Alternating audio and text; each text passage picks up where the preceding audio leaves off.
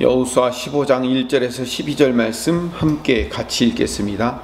또 유다 자손의 지파가 그들의 가족대로 제비 뽑은 땅의 남쪽으로는 에돔 경계에 이르고 또 남쪽 끝은 신 광야까지라. 또 그들의 남쪽 경계는 여매의 끝 곧 남향한 해만에서부터 아그라빔 비탈 남쪽으로 지나 신에 이르고 가데스 바네아 남쪽으로 올라가서 헤스론을 지나며 아달로 올라가서 돌이켜 갈가에 이르고 거기서 아스몬에 이르러 애굽 시내로 나아가 바다에 이르러 경계의 끝이 되나니 이것이 너희 남쪽 경계가 되리라. 그 동쪽 경계는 여매이니 요단 끝까지요. 그 북쪽 경계는 요단 끝에 있는 해만에서부터 벳 호글라로 올라가서 벳 아라바 북쪽을 지나 르우벤 자손 보한의 돌에 이르고 또 아골 골짜기로부터 드비를 지나 북쪽으로 올라가서 그 강 남쪽에 있는 아둠민 비탈 맞은편 길가를 향하고 나아가 엔세메스 물들을 지나 엔로겔에 이르며 또 흰놈의 아들 골짜기로 올라가서 여부스 곧 예루살렘 남쪽 어깨에 이르며 또 흰놈의 골짜기 앞 서쪽에 있는 산 꼭대기로 올라가나니 이곳은 르바임 골짜기 북쪽 끝이며 또 이 산 꼭대기로부터 넵도아 샘물까지 이르러 에브론 산 성읍들로 나아가고 또 바알라 곧 기럇 여아림으로부터 접어들며 또 바알라에서부터 서쪽으로 돌이켜 세일산에 이르러 여아림산 곧 그살론 곁 북쪽에 이르고 또 벳세메스로 내려가서 딥나를 지나고 또 에글론 비탈 북쪽으로 나아가 식근으로 접어들어 바알라 산을 지나고 얌누엘에 이르나니 그 끝은 바다며 서쪽 경계는 대해와 그 해안이니 유다 자손이 그들의 가족대로 받은 사방 경계가 이러하니라. 아멘. 오늘 본문을 읽어서는 유다 자손의 지파가 받은 동서남북의 그 끝이 어디이며 어디서부터 어디까지 이루어지는지를 명확히 볼 수 없습니다. 그러니까 지도를 봐야 되고 또 지금 이 성경에 나와 있는 지명들은 지금은 없어지거나 찾아볼 수 없는 그런 지명들이기 때문에 정확히 그 유다 지파의 경계가 어디까지인지도 확실치 않습니다. 중요한 것은 유다 지파의 땅을 어디까지 분배받았는가가 중요한 것이 아니라 왜 맨 처음 유다 지파가 분배 과정을 시작하는가가 훨씬 더 중요합니다.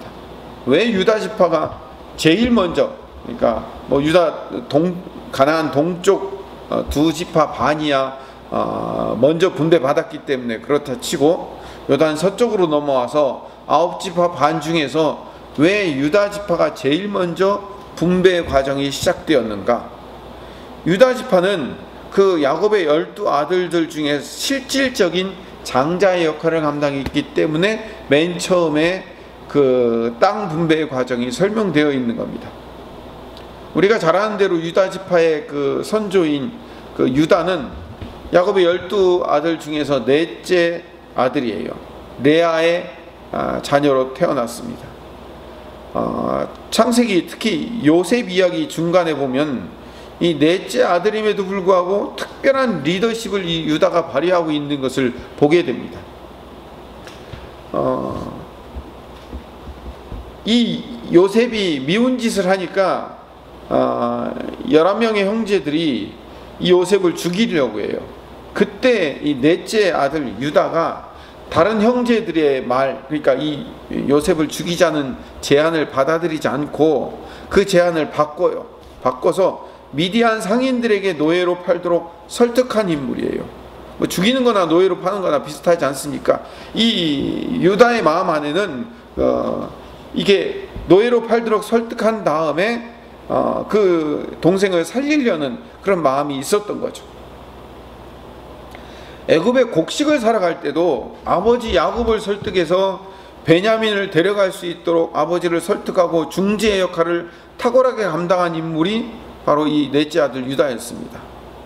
중재와 설득이 아주 빛을 내는 장면이 하나 있었는데 베냐민의 곡식 자루에서 그 애굽의 총리로 있던 그 요셉의 은잔이 발견돼요.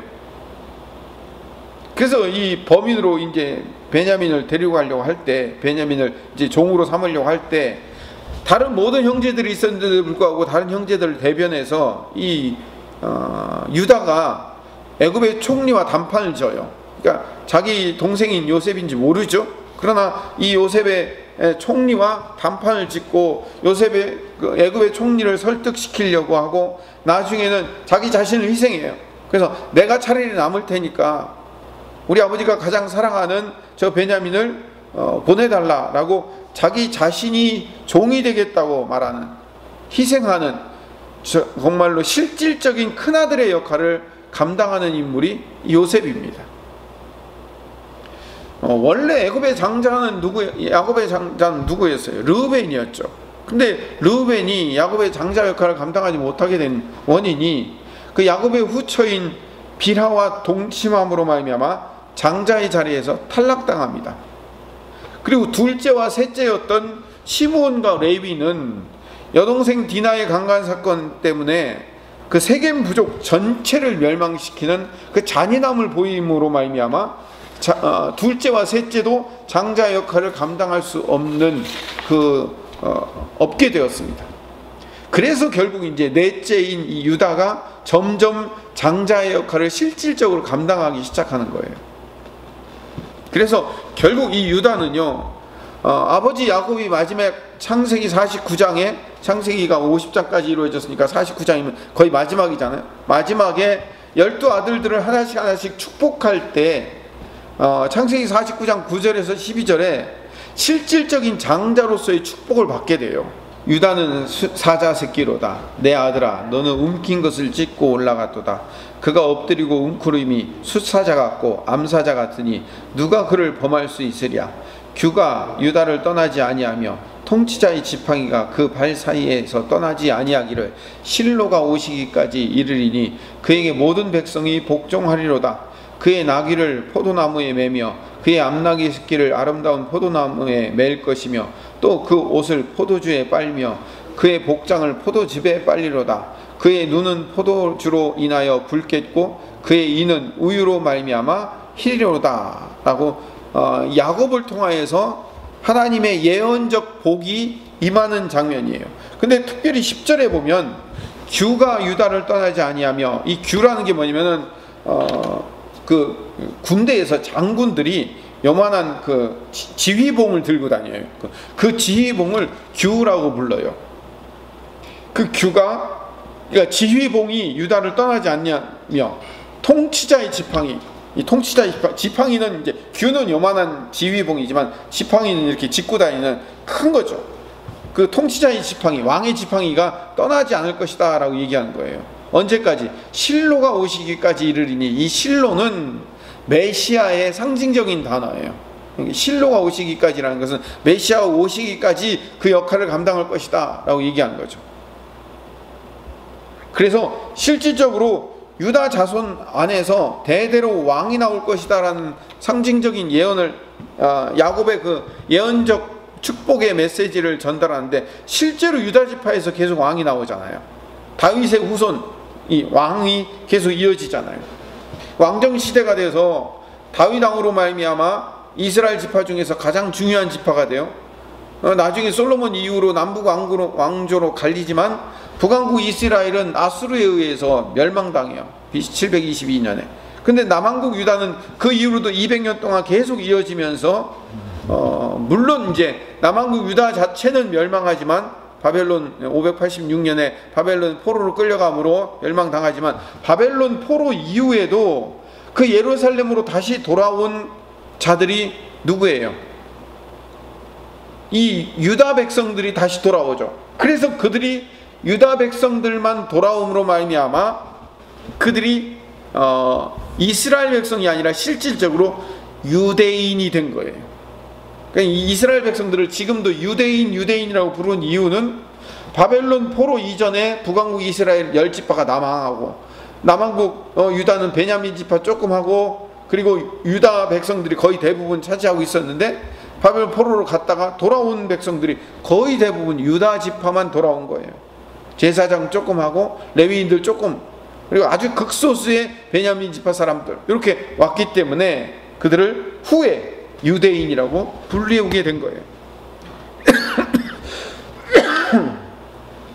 그래서 이사야서부터 나오는 남은 자라는 이야기가 등장하죠. 여러분 많이 들어보셨죠? 그 남은 자가 누구냐면 실질적으로 유다 지파가 실질적인 남은 자가 되는 거죠.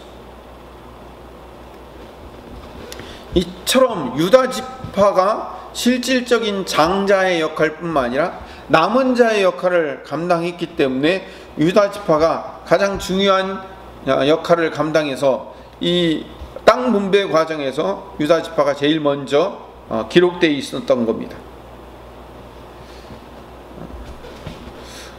그래서 이 유다 지파가 서쪽 기업의 분배를 시작하면서 그 이전에 가나안 정복의 1등 공신이자 여호수아와 같은 1세대 이스라엘 백성들로 앞으로 가나안 땅을 이런 방식으로 정복해야 한다라는 본보기로 보여주는 그 갈렙의 이야기를 맨 먼저 하고 그 다음에 이제 유다 지파 이야기를 하게 된 거예요. 그래서 첫 번째 땅 분배를 유다 지파가 맨 먼저 시작하게 되는 겁니다.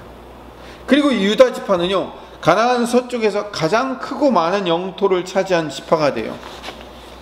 물론 가나안 동쪽까지 합치면 가나안 동쪽 땅이 훨씬 더 넓어요. 가나안 서쪽은 9지파 반이 서로 쪼개서 나눠 가져야 되지만 이 가나안 동쪽은 2지파 반이 큰 덩어리 하나씩 갔기 때문에 이 가나안 가나안 동쪽 지파들이 훨씬 많은 땅을 갖고 있고, 특별히 므낫세 지파 같은 경우는 므낫세 반 지파라고 해서 반은 이쪽으로 동쪽으로 가려고 반은 서쪽으로 가려고 서쪽에도 많은 땅을 차지하고 동쪽에는 아주 어마어마하게 큰 땅을 차지해서 실질적으로 므낫세 지파가 가장 큰 땅을 차지하긴 했지만 요단 서쪽에서는 유다 지파가 가장 많은 땅을 차지하게 된 지파가 됩니다. 자, 이거는 이제 긍정적인 유다 지파의 긍정적인 측면이고, 유다가 실질적인 장자의 역할을 감당하고 있었지만 유다 지파는 약점과 허물이 많은 지파이기도 해요. 창세기 38장에 보면 창세기 37장부터 요셉 이야기가 나오거든요. 그리고 39장, 40장부터 해가지고 48장까지 계속해서 요셉 이야기가 계속 등장하는데, 그 요셉 이야기를 하는 중간에 38장에 갑자기 유다 이야기가 나와요. 근데 그 유다 이야기가 무슨 이야기냐면, 유다가 며느리 다말로부터 쌍둥이 베레스와 세라를 낳는 그런 별로 안 좋은 이야기가 거기에 기록되어 있어요. 요셉의 이야기가 한창 진행되는 과정에 갑자기 유다가 며느리 다말에게서 아들을 얻는 과정을 설명하는 이유, 그러니까 치명적인 실수를 거기다가 그대로 적나라하게 기록해놨죠. 이거는 하나님의 섭리와 인도하심을 설명하기 위한 하나님의 계획이 거기에 담겨져 있는 거예요. 여리고성 전투가 끝난 다음에 치명적인 범죄를 저질러가지고 아이성이 패하도록 만든 장본인인 아간도 유다 출신이에요. 유다 지파는 자신들에게 분배된 예루살렘에 살던 여부스 사람들을 완전히 쫓아냈는데 또 실패해요. 이 여부스가 어디냐면 나중에 예루살렘이에요. 예루살렘 성을 나중에 다윗 왕 때가 될 때까지도 온전히 이 성을 차지하지 못해요. 다윗 왕이 되어서야 그제서야 예루살렘 성을에서 여부스 사람들을 쫓아내고 거기를 차지하게 돼요. 유다 지파의 시조인 유다와 그리고 유다 지파 사람들은 많은 약점이 있었어요. 근데 하나님께서는 이 유다를 선택하셔서 영원한 왕조에 대한 약속과 또 그 메시아에 대한 언약을 주셨어요. 이렇게 한 이유는 하나님이 이 유다 지파에 대해서 야곱의 그 예언적 축복으로부터 하나님의 언약을 주신 거기 때문에 이 일이 이루어진 거예요. 그러니까 이스라엘의 왕족 지파가 되어서 바벨론 포로 이후에 실질적인 이스라엘의 남은 자로서의 역할을 감당한 이 지파가 된 이유는 유다 지파가 잘했기 때문에 그런 게 아니라 하나님의 언약에 근거하여 하나님의 은혜로 이 유다 지파가 남은 거예요. 그래서 이 유다 지파를 읽어보면 우리 신약의 성도들과 닮았어요. 우리도 허물과 약점이 있는 자들이에요. 근데 우리가 하나님의 왕같은 제사장이 되어서 거룩한 하나님의 백성으로 하나님의 유업을 이을 자들로 선택되어 하나님의 영적 이스라엘의 역할을 감당하게 된 이유는 왜 그럴까요? 하나님의 은혜예요. 하나님이 우리에게 주신 은혜와 또 약속의 결과로 말미암아, 또 은혜와 약속의 결과인 예수 그리스도의 십자가의 공로로 말미암아 우리가 그 왕같은 제사장의 역할을 감당할 수 있게 된 겁니다. 우리가 이제 영적 남은 자가 되었고요, 우리가 이제 영적 이스라엘로서의 역할을 감당할 수 있게 된 거예요. 이렇게 된 이유는 우리가 영적인 장자로서의 역할, 지금 이스라엘 백성들 중에 유다가 맨 앞장서서 그 장자로서의 역할을 감당한 것처럼 이제 신약에 와서는 우리 성도들이 그 장자로서의 역할을 감당하게 되었다는 거예요. 이게 영광스러운 일인 거죠. 이렇게 된 이유는, 우리가 그 장자가 되고 우리가 그 남은 자가 된 이유는, 우리가 영적 이스라엘이 된 이유는 하나님의 신실하신 언약과 주님이신 예수 그리스도의 구원의 역사, 십자가의 역사 때문에 이루어진 거예요. 그래서 늘 우리는 하나님의 그 신실하신 언약과 그 언약을 이루신 예수님을 향하여서 감사와 찬송의 예배를 날마다 드리며 고백할 수밖에 없는 것이 우리 성도임을 깨닫는 겁니다. 또 장자가 되면요, 장자로서의 삶을 살아야 돼요. 아까 맨 처음에 르우벤은 장자의 역할을 감당하지 못해서 탈락당하잖아요. 레위와 시므온도 장자의 역할을 감당하지 못해서 탈락당하잖아요. 물론 우리가 영적 장자 역할을 감당하지 못한다고 구원에서 탈락되는 건 아닙니다. 예수 그리스도의 공로로 구원이 이루어지는 것이지 우리의 어떠함 때문에 이루어지는 것은 아닙니다마는, 그러나 우리는 하나님의 장자가 되었기 때문에 그 장자로서의 삶을 살아가는 거예요. 하나님의 성도가 되었기 때문에 성도로서의 거룩한 길을 하나님의 갈 수 있도록, 걸어갈 수 있도록 하나님이 우리를 인도하시며 이끄실 겁니다. 유다가 예언적 언약의 신실함을 가지고 장자로서의 삶을, 남은 자로서의 삶을 살아가는 것처럼 우리 성도들도 영적 장자로서, 영적 남은 자로서의 신실한 삶을 살아가는 오늘 하루가 되시기를 간절히 소망합니다.